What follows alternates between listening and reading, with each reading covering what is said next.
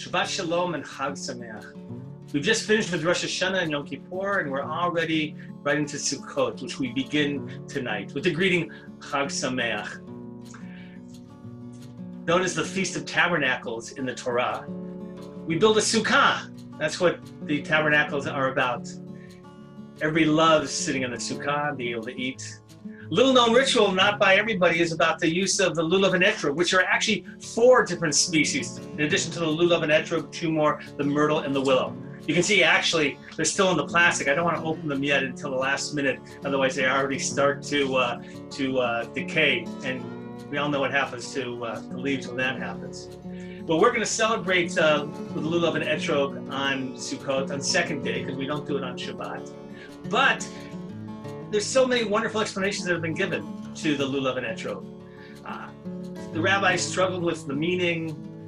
One of my favorite explanations they gave is that it represents different types of people.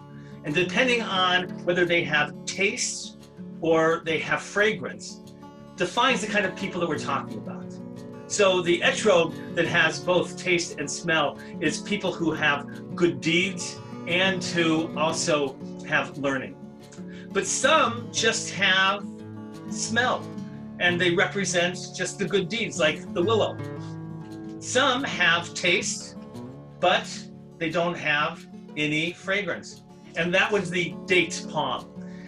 And then some have, by the way, neither, the willow. So what does that mean? It means that there are all kinds of different people. Some with learning and deeds, some with only deeds, and some with none. Now, the rabbis envision this as the Jewish people. And I love the image that it means that we have to bring the Jewish people together always. No matter what kind of Jewish people you have, we all belong to Am Yisrael, to the Jewish people.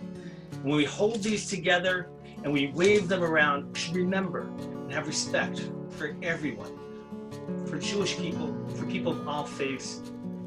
It's a symbol of respect, which I really love. So as you think about Sukkot and you think about what it means to have respect for others and to accept all different kinds of people, I want you to think about Sukkot. Wishing you again Shabbat Shalom and a Chag Sameach.